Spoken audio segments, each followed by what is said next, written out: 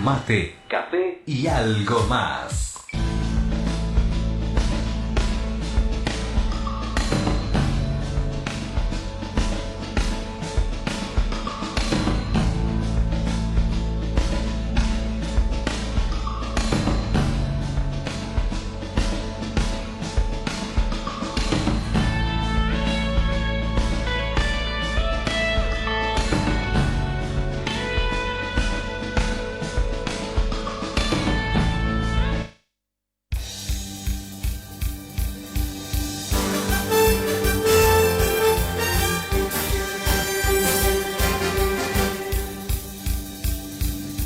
Muy buenos días, amables oyentes y televidentes de Tribuna Repleta. Bienvenidos a este mate, café y algo más.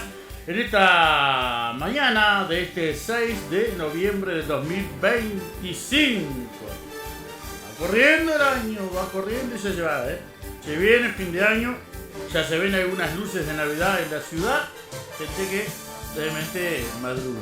Buen día, doctora Ana Paula Magal, bienvenida, ¿cómo anda? María Paula. María Paula. Buen día a ti, a toda la audiencia. Un gusto, un placer volver a estar con ustedes. Muy bien, ¿de qué vamos a hablar hoy? Bueno, de lo que ustedes quieran.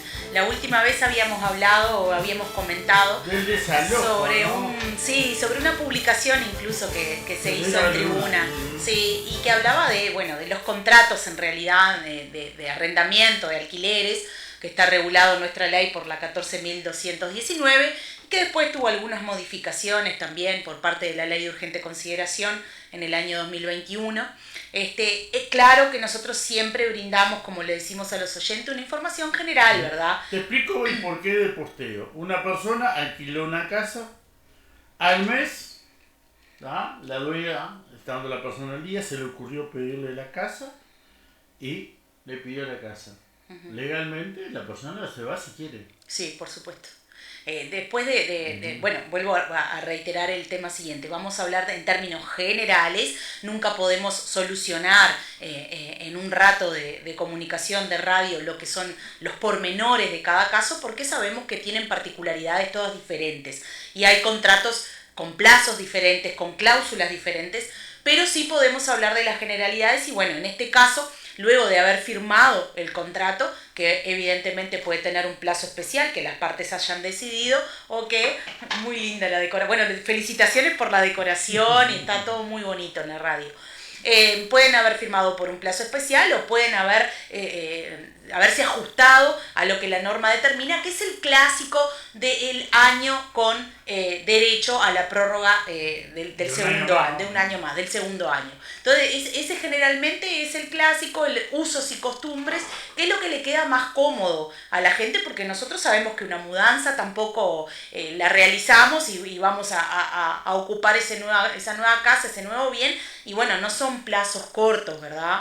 Una mudanza implica muchas cosas. Caso, por la persona que le pide la casa, ¿tiene la parte perjudicada, o sea, la parte que tiene que entregar la casa, ¿tiene derecho a alguna indemnización o que le paguen menos la mudanza y todo eso?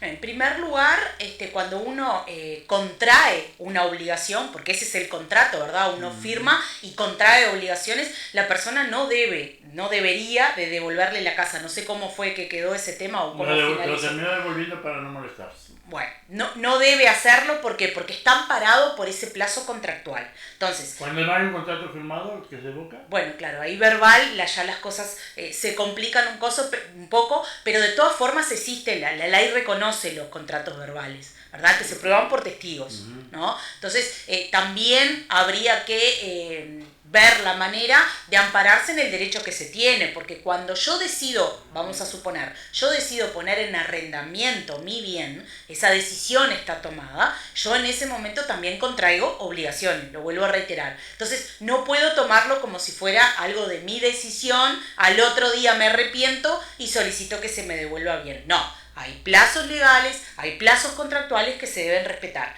Tú me decís que, bueno, en este caso, para no molestarse, no complicarse la vida, la persona decidió acceder.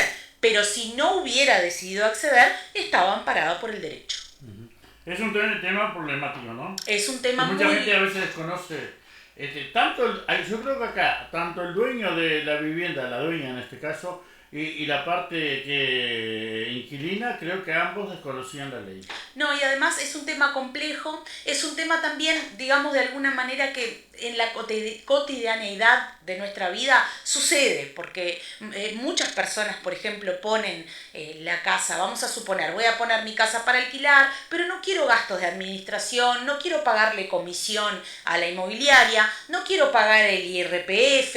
Entonces, mucha gente, ¿qué decide hacerlo? Decide hacerlo, como lo llamamos clásicamente, en negro, ¿no? Criollamente lo denominamos así en la jerga.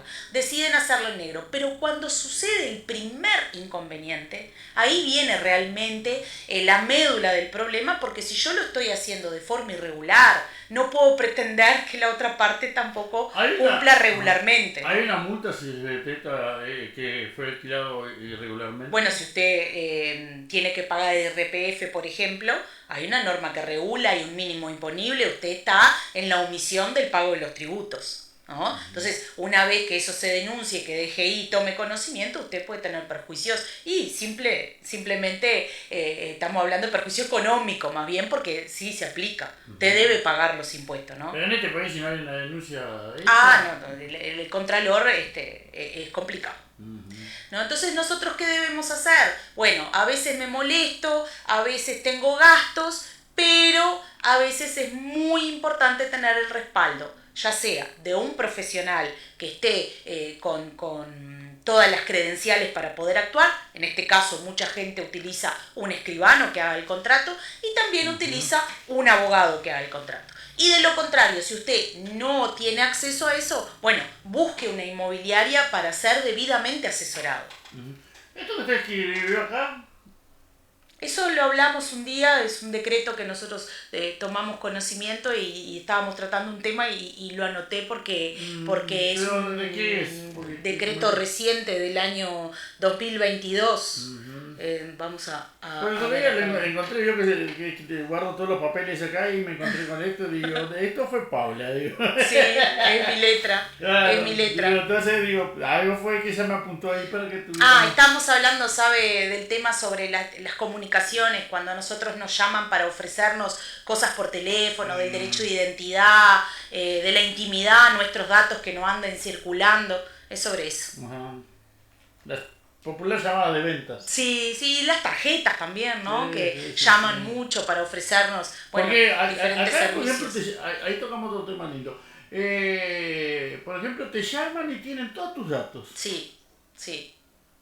Es usual, hay una base de datos que debería ser confidencial, pero las empresas que trabajan, que trabajan en ese ramo, tienen acceso a ello. Los y call bueno, centers. sí, y a veces sí, los call centers. Y a veces uno se molesta porque me ha sucedido incluso a mí una llamada constante. A veces uno está trabajando, no puede atender, uno trata de, dentro de lo que la educación nos... Yo los voy bloqueando a poco, pero hay por ejemplo, siempre buscan una forma de entrar. No sé cómo lo hacen, pero... Sí. O si es de otro número, pero la empresa es la misma. No, y a veces te estaba diciendo, dentro de lo que la educación nos enseña, uno dice, mirá, estoy trabajando, no te puedo atender, pero ¿y a qué hora te puedo llamar? ¿Y cuándo te puedo llamar? Bueno, a ver, nosotros tenemos todo el derecho de decir que no queremos el servicio y no tengo por qué explicar por qué no lo quiero. No tengo por qué fundamentar por qué no me sirve un seguro, por qué no me sirve extender mi contrato, por qué no me sirve aumentar los gigas, no sé, no tengo por qué explicarlo. Entonces a veces digo, esa manera de excederse molesta y mucho. Hay mucha gente, por ejemplo, que no puede atender el teléfono cuando está trabajando, la empresa se lo prohíbe. Digo, ¿y qué necesidad de estar insistiendo? Digo, si la persona ya te dijo que no. Hay muchas cosas que hay que mejorar, ¿no? Hay muchas cosas que hay que modificar y bueno, hay que estar encima. Ajá. Bueno, estamos hablando de derecho con la doctora Amaral. La he visto bastante activa en las redes sociales. Sí, hemos estado publicando últimamente, la publicación de hoy hace referencia a las denuncias falsas, ¿no? Qué cuidado tenemos que tener y debemos tener cuando nosotros muchas veces quizás tenemos un problema con alguien y tenemos la brillante idea, porque sucede, de hacer una denuncia donde su contenido falta la verdad. Eso tiene consecuencias legales, no solo legales, sino en la órbita penal.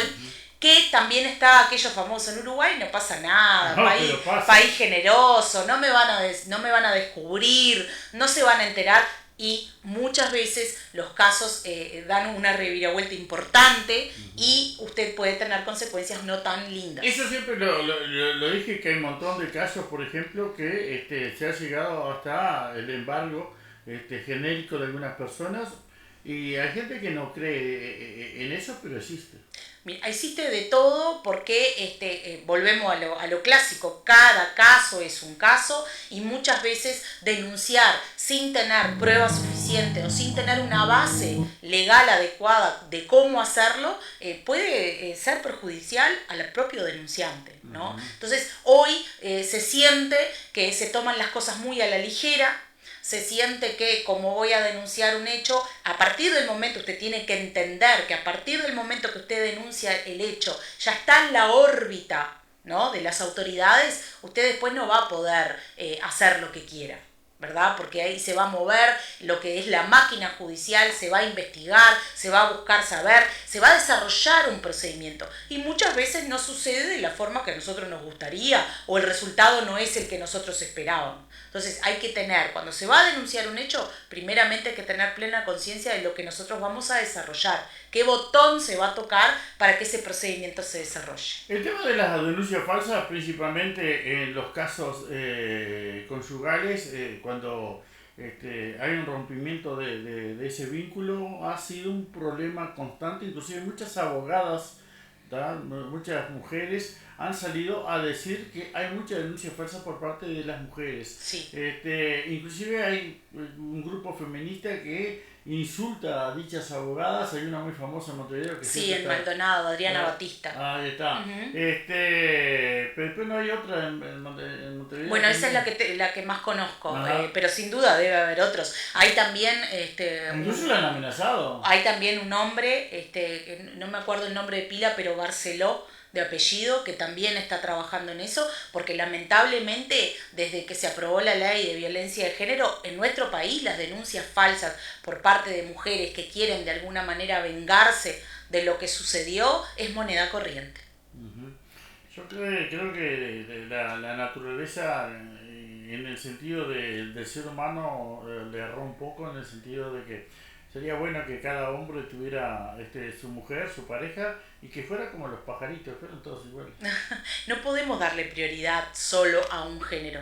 Eso es un error gravísimo, menos en un Estado de Derecho. Nos catalogamos como democráticos, claro, y estamos fundando aquí la total falta de igualdad en un procedimiento. Me refiero a que decía, pero las mujeres todas son todas iguales, no va a haber ni una más bonita, ni una más fea, ni nada. O sea, vos... Pero apunto a otra cosa, Carlos. Yo apunto a que todos tenemos relacionamientos que pueden dar resultado, otros que no. En muchos casos de esos relacionamientos, madre de nuestros hijos, padre de nuestros hijos. ¿Y cuál es el motivo para defenestrar a esa persona y deshacer? Porque las consecuencias no son solo a nivel personal. Y eso es lo que no se toma en cuenta, menos cuando hay hijos de por medio. Ahora, cuando los sentimientos hablan, a veces la razón pierde la razón. Es que si hubiera razón, nunca haría una denuncia falsa contra el padre de mis hijos. O sea, a ver, el razonamiento es solo uno, no tenemos que pintarlo de colores. No estoy diciendo que todas sean falsas, porque también está eso. No, sí. Escuchan el programa y dicen, ay, esta abogada, mirá lo que dice, todas las denuncias son falsas, está contra la mujer, está a favor de los hombres. No, no es así. No estoy diciendo que todas las denuncias, nosotros sabemos que hay hombres violentos, sabemos que hay consecuencias fatales. Te voy a tirar un número, capaz que el 80% de las denuncias son verdaderas, pero existe un 20%. No, existe un porcentaje de falsedad, sí como no, y es lamentable. ¿Por qué? Porque la respuesta del sistema judicial no es inmediato, tiene plazos, tiene demoras. Mientras eso la injusticia viene corriendo, ¿no? Porque la persona que es denunciada falsamente y tiene consecuencias muchas veces muy graves, que una de ellas es cuando se inicia el procedimiento penal, la solicitud por parte de Fiscalía, que está en la tapa del libro, que es la prisión preventiva, y esa persona está viviendo una injusticia. Y hasta que demuestre lo contrario, ¿cuánto tiempo transcurre? ¿Cuántas vidas destruye? Porque ahí a lo que vuelvo, a la médula, no destruye solo la vida del denunciado. también destruye la vida del denunciante, de los hijos, de la familia. Se rompe toda la familia, ¿no? Todo se rompe, y se rompe a nivel familiar. Porque los hijos quedan contra el padre o contra la madre, o quedan en aquel dilema de no saber de le quedado quedarse. Sí. A nivel moral, a nivel profesional. Hay un caso en Argentina que recientemente salió públicamente que el hijo descubre, no me acuerdo si después de 10 años, no me acuerdo el tiempo, que todo era mentira. ¿Y cómo reanudás todo? Vínculo. ¿Cómo reanudás? Porque los dolores ya están, la huella ya quedó, evidentemente ese hijo fue víctima, fue manipulado a declarar cosas que no eran ciertas. Y en este caso que te estoy hablando argentino eran 3 hijos. 2 se quedaron con el padre y ese que se quedó del lado de su madre y que declaró y demás, que en cierta parte aportó a que ese padre tuviera esa prisión preventiva, etcétera, etcétera, después de tantos años descubre que todo era falso. ¿Cómo haces para borrar todo eso? Esa culpa, ¿no? O sea, no adelanta, bueno, tiene que ir a un tratamiento psicológico. No, pero no es así. No simplifiquemos las cosas. Y hay una cosa, Paula, que te lo puedo hablar con propiedad.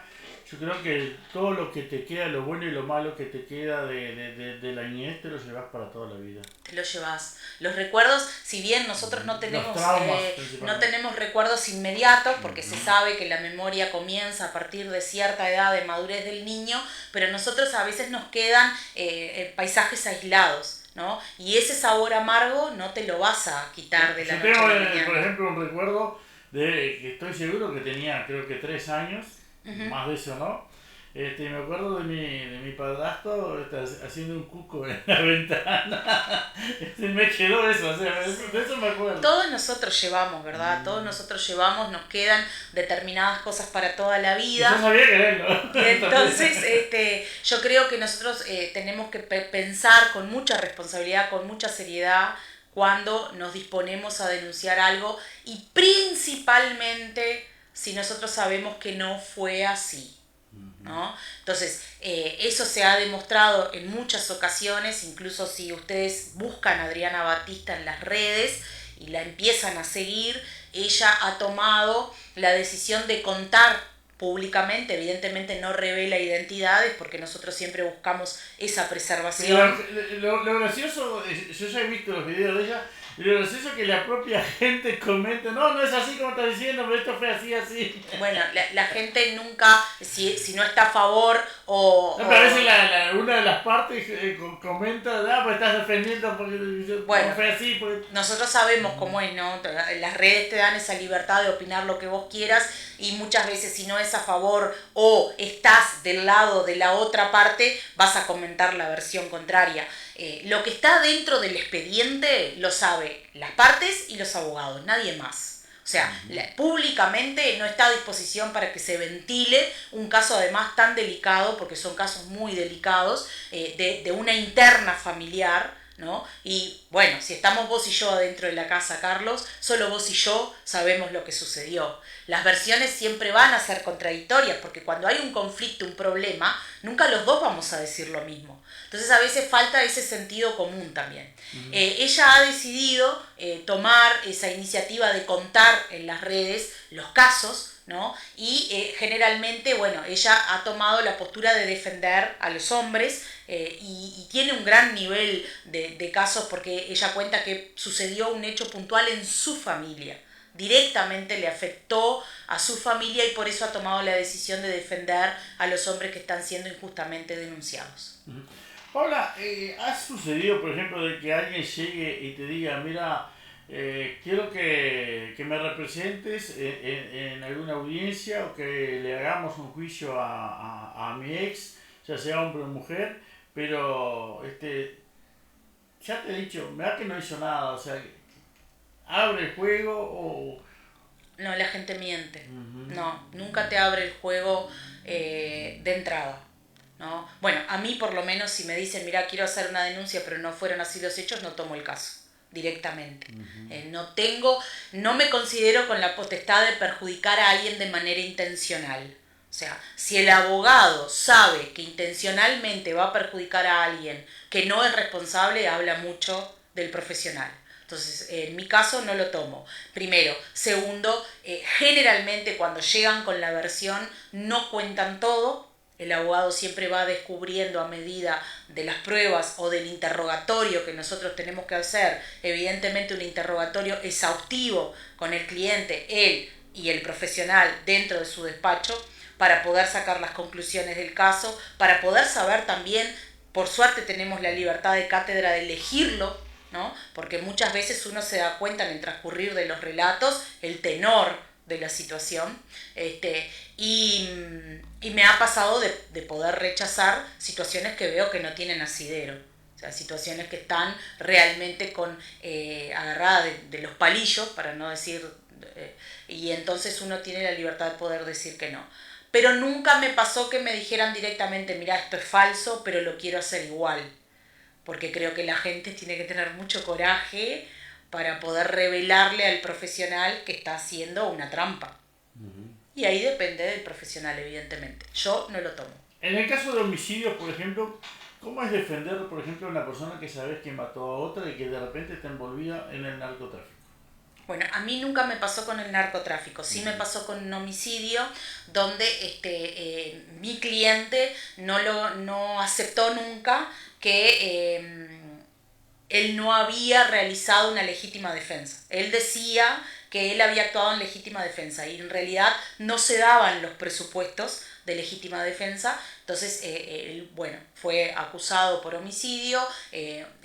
Dentro del tema del homicidio habían agravantes como la brutal ferocidad y cosas que realmente son de peso por cómo se dieron los hechos. Entonces, lo que logramos fue todo el desarrollo del proceso, se llegó a un abreviado con fiscalía, porque si llegaba... Vamos a decirle a la gente que no sabe lo que es un abreviado, es un acuerdo. Es un acuerdo donde, en este caso, sí, que con el nuevo Código de Proceso Penal se permite, fiscalía ofrece una pena y obviamente toda la información al imputado, eso lo decide él, ¿no? Ningún abogado tiene derecho a presionar a la persona a que firme eso, ningún abogado tiene derecho a decirle a la persona que reconozca un hecho que no hizo. En mi caso era diferente porque habían cámaras y estaba toda la prueba.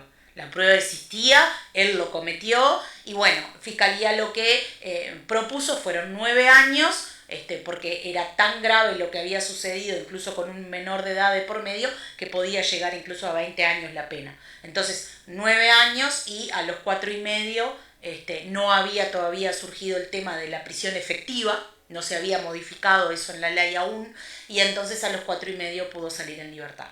Pero él no lograba reconocer la gravedad de la actitud que había tenido. Entonces él decía que era una legítima defensa y por más que lo pintaras de colores no había sido así, y incluso cuando le hicieron las pericias, se le hizo todo lo que correspondía, no le jugó a favor, le jugó el contra, porque él no demostraba un determinado conocimiento de la gravedad de la actitud que había tenido.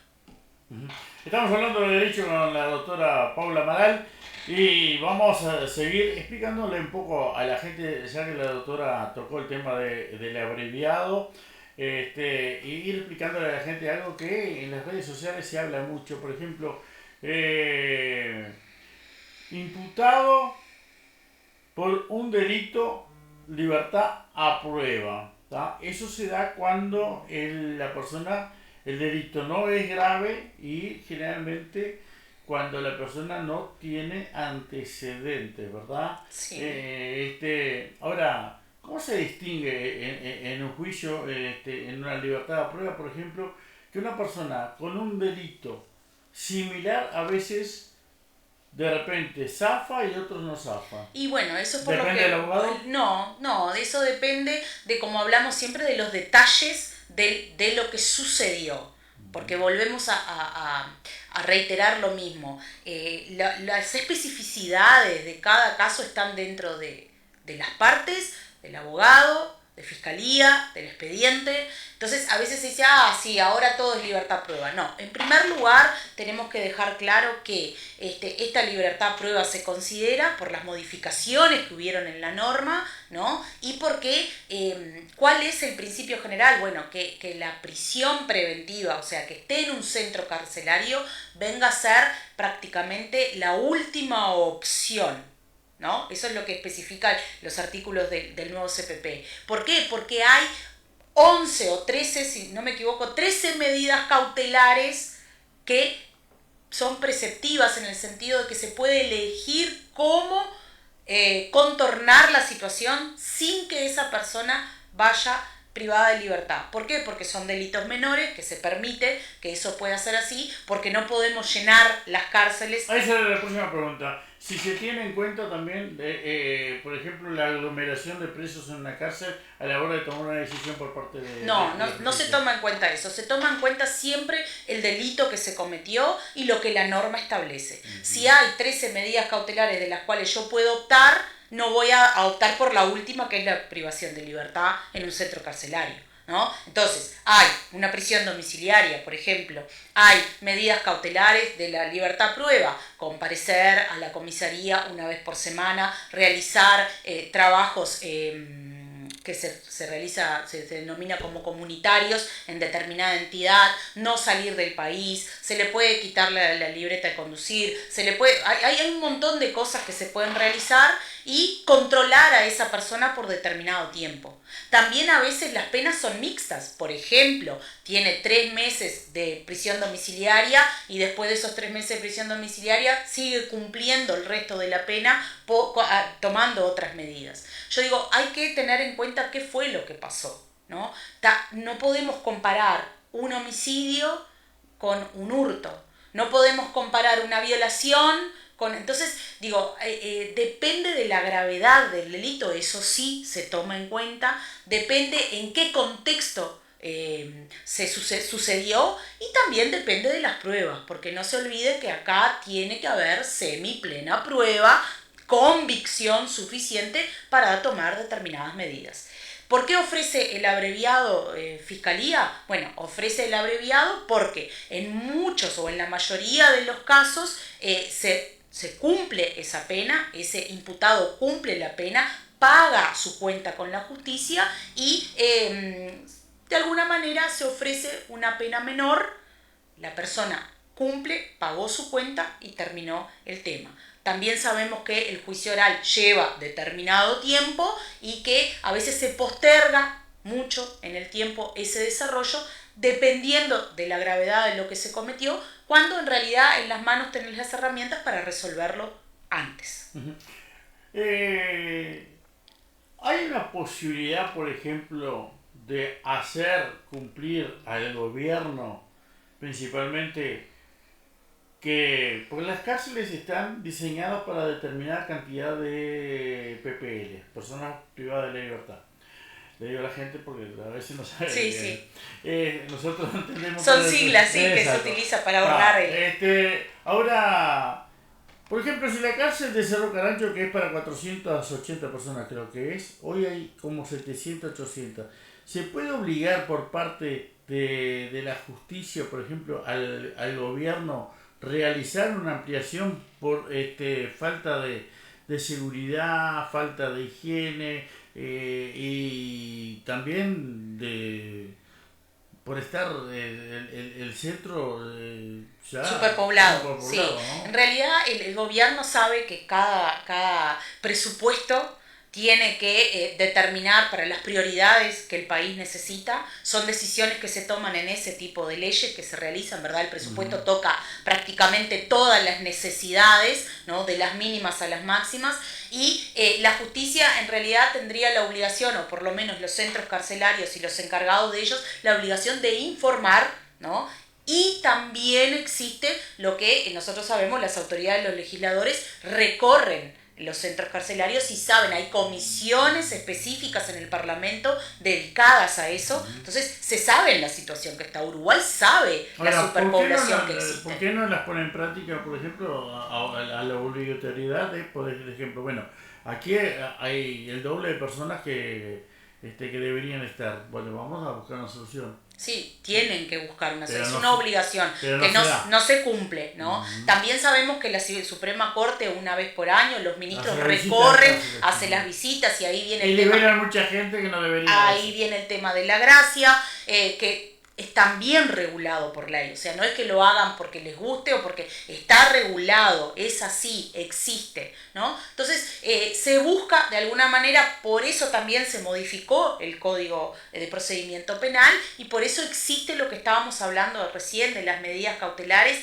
que dan esa libertad de actuar, de hacer que la persona cumpla su cuenta con la justicia y no esté privada de libertad. Antes, con el código antiguo, con el sistema anterior, prácticamente en la mayoría de los casos veíamos a personas que esperaban demasiado tiempo para llegar a una sentencia. Para que saliera la condena. Entonces, de alguna forma, claro, de alguna forma eso se vino modificando y mejorando, si no es la palabra adecuada, pero bueno, se buscó una solución alternativa que también vemos que las personas no están conformes porque es difícil conformar, pero también vemos y sentimos que ha aumentado de manera importante lo que significa la comisión de delitos hoy en nuestra sociedad. Nosotros vemos que esto se ha deliberado de una manera que no se puede controlar. Entonces, si bien de alguna forma se buscó esta reforma para mejorar, por otro lado tenemos a la gente que todo el tiempo no tiene mejor idea que cometer un delito. O sea,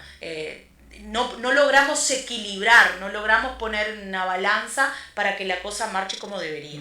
Yo creo que los hechos que se dieron en Río de Janeiro hace unos días atrás, como que eso que recorrió el mundo, donde mostró la realidad de la sociedad hoy en día con el crecimiento del narcodelito, yo creo que eso va a llevar a dos cosas, me parece a mí.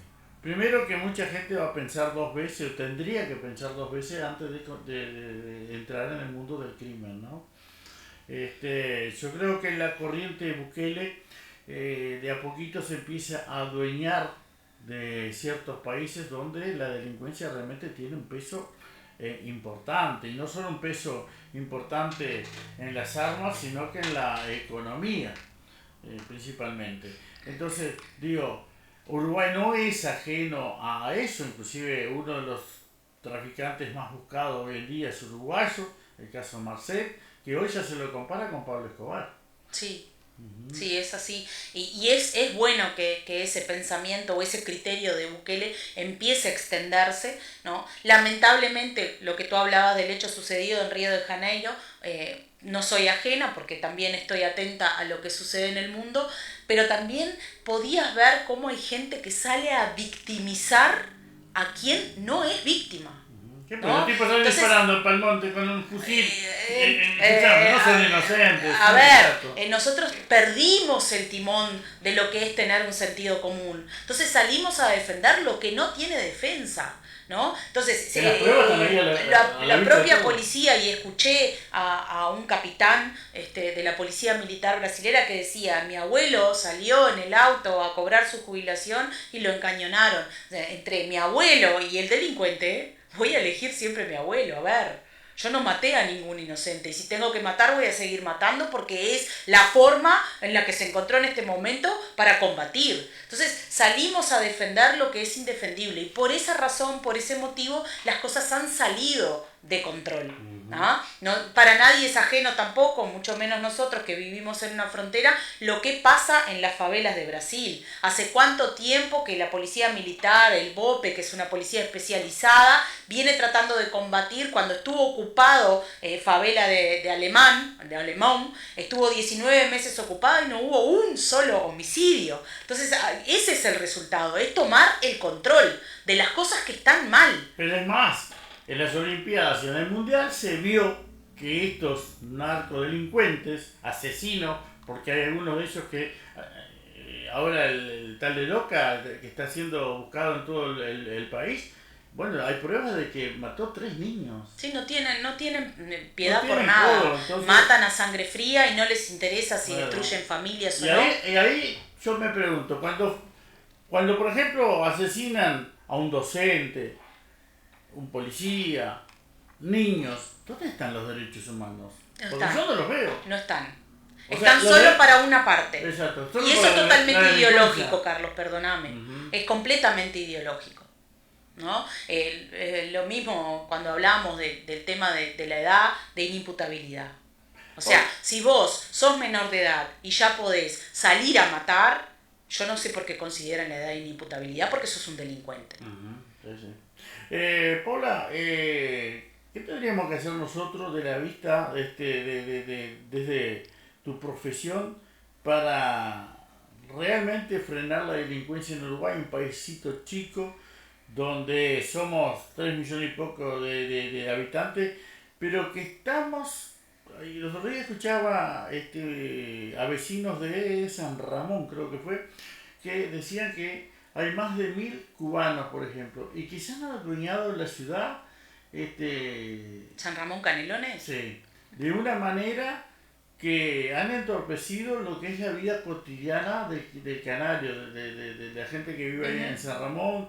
De la tranquilidad de San Ramón. Exacto, y sabemos que la gente del Caribe principalmente, de alrededor del Caribe, es mucha gente que está acostumbrada con las pandillas. Sí. Yo en ese sentido te diría que tengo una opinión personal que, bueno, evidentemente a mucha gente no le va a gustar, que es el tema de que la entrada sea con tanta facilidad a nuestro país, con tanta libertad. Yo no estoy para cerrarle la puerta a nadie, pero tampoco estoy para dejar de pensar primero en el uruguayo, que es lo que tiene que hacer el Estado. Pensar en darle la oportunidad al oriental, al uruguayo, al nacional.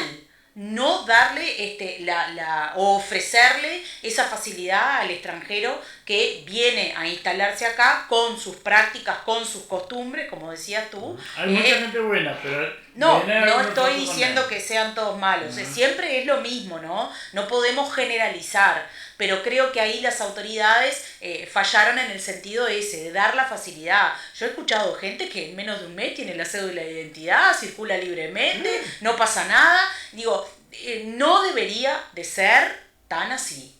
No debería de ser tan así. Eso es una opinión personal de Paula Amaral.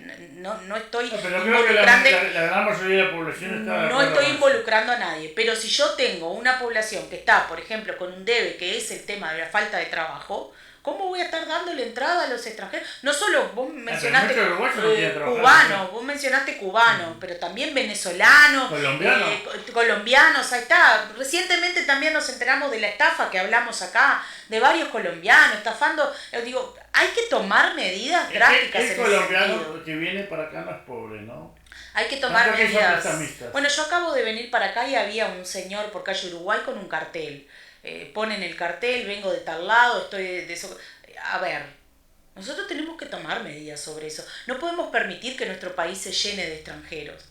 ¿Dónde está el uruguayo en sí? ¿Dónde está la oportunidad? Siempre va a haber gente que no quiera trabajar, que quiere lo fácil. Por eso entra al crimen. Por eso la vida de la delincuencia es mucho más fácil. El adquirir, el recaudar con el tema de la droga es mucho más fácil que pasar 7 años estudiando en una facultad, que pasar sacrificio, que no tener cómo transportarte, siempre es más fácil. Yo no sé el mundo de la delincuencia... ¿Hasta dónde es más fácil? Porque pasar de repente, perder 7 años en una cárcel, apilado ahí en una pieza de 4x4, bueno, con 4 o 5 tipos. Son gente que no tiene expectativa de vida. No vale estudiar que... Siempre va a haber gente así, en toda sociedad. No tienen expectativa de vida, no quieren superarse, no quieren mejorar. ¿Qué antecedente tiene? Primero, cultural. Segundo, el seno de la casa, familia, educación. Nosotros tenemos que ser los grandes responsables de poder transmitir. ¿Vos sabés que yo no estoy muy de acuerdo, Paula, en el sentido de que la gente dice siempre toda la educación de la casa? Por ejemplo, existe que dentro de una muy buena familia hay una oveja negra, y casi siempre la hay.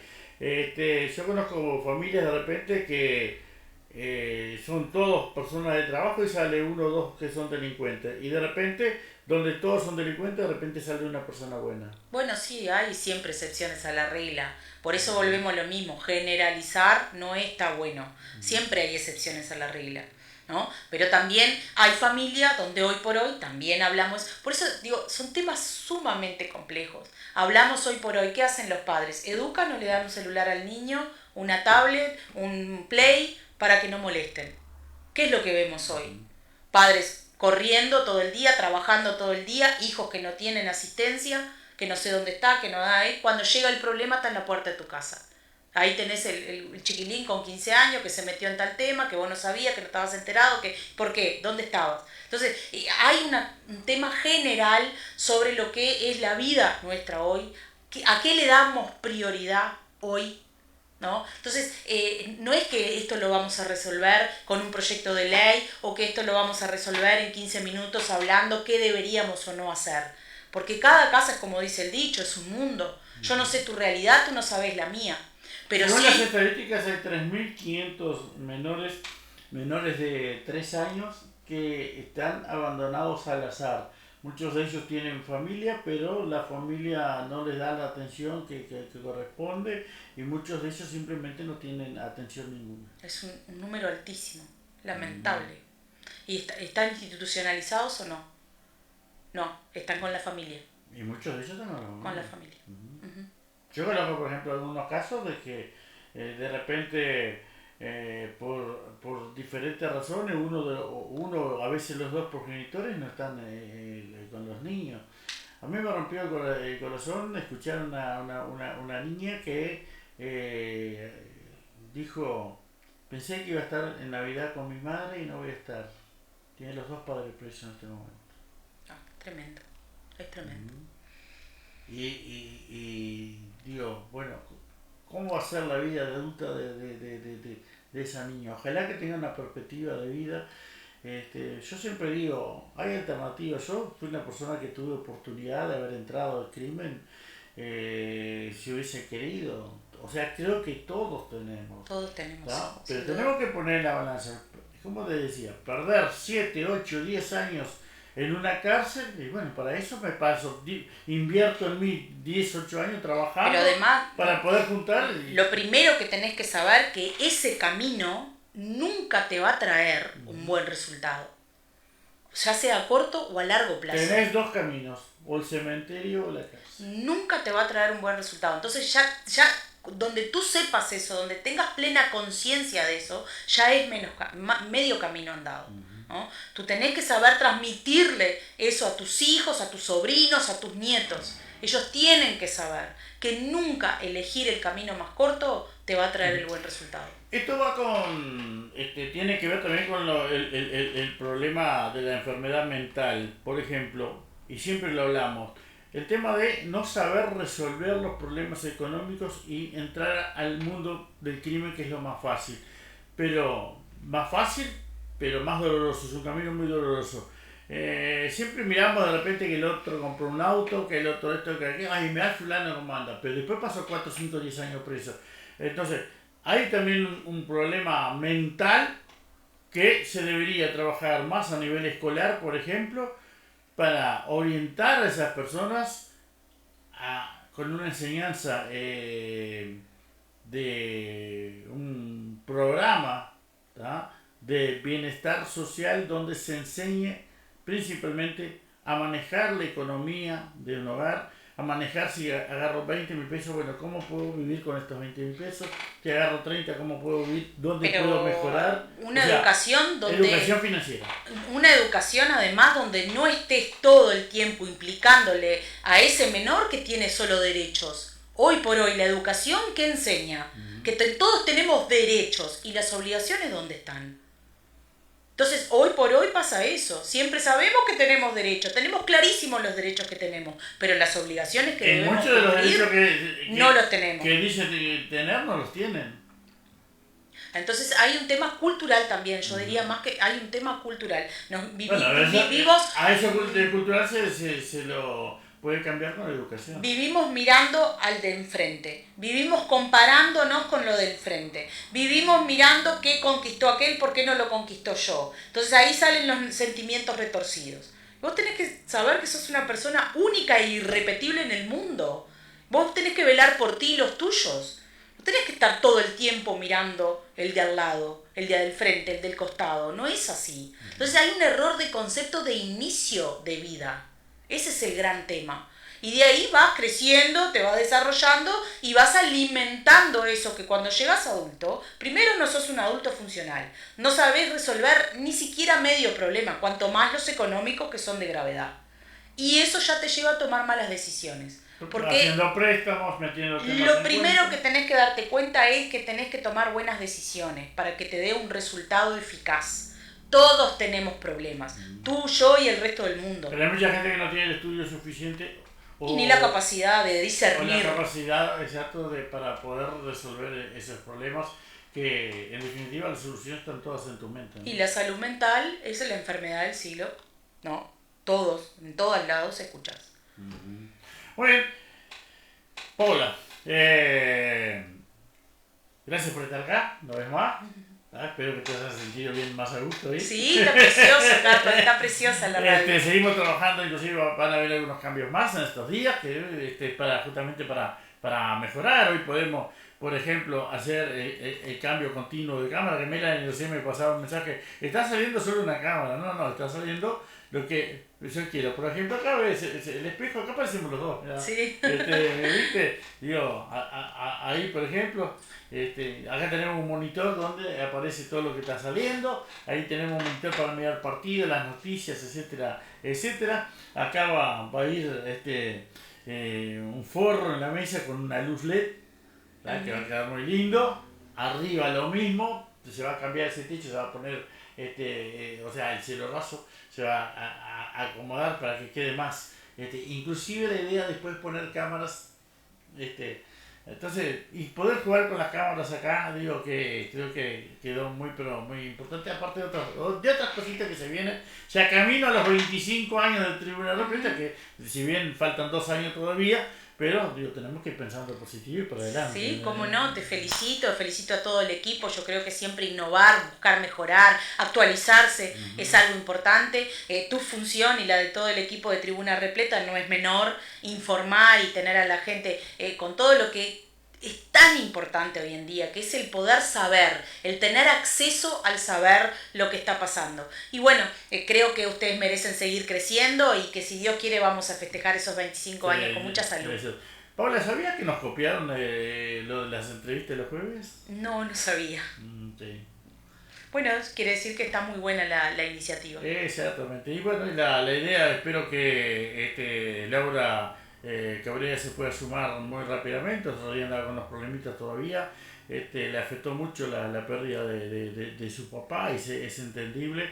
Así que esperemos mañana a contar con ella por acá para hablar un poco de economía, cosas que importan, temas que importan. También queremos agregarlo en cuadro de salud, que eso todavía no fue posible. Es más difícil que los médicos vengan, che. Sí, bueno, pero si Dios quiere alguien va a acceder. Es siempre importante tener la opinión también, porque si será un tema trascendental de hoy por hoy, como lo decía recién. Entonces escucharlos, ellos que están dentro del sistema, que tienen su experiencia. Y bueno, nosotros todos los profesionales que tratamos con público, que tratamos en el caso de ellos con pacientes, en el caso de Laura con clientes, de los míos también, sabemos que las relaciones humanas están cada vez más difíciles. Hay un enfrentamiento en la sociedad. Yo creo que la culpa la tienen los políticos y el fútbol. Son los dos. Y las personas.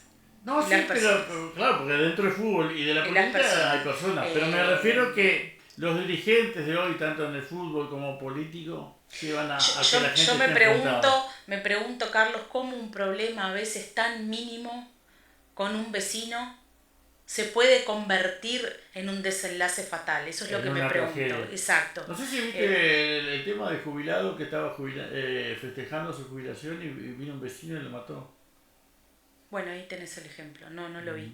Pero Argentina, a mí me parece que eso es de una gravedad extrema y que no le estamos dando la debida atención.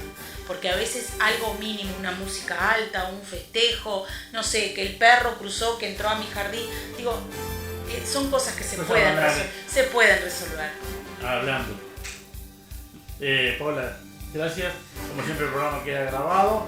Y bueno, no sé si quieres aportar algo finalmente. Agradecer a toda la audiencia que nos escucha, ofrecer mis servicios en Agraciada 765 entre Avenida Brasil y La Valleja. Muchas gracias. Chao, chao, gente, que pasen bien.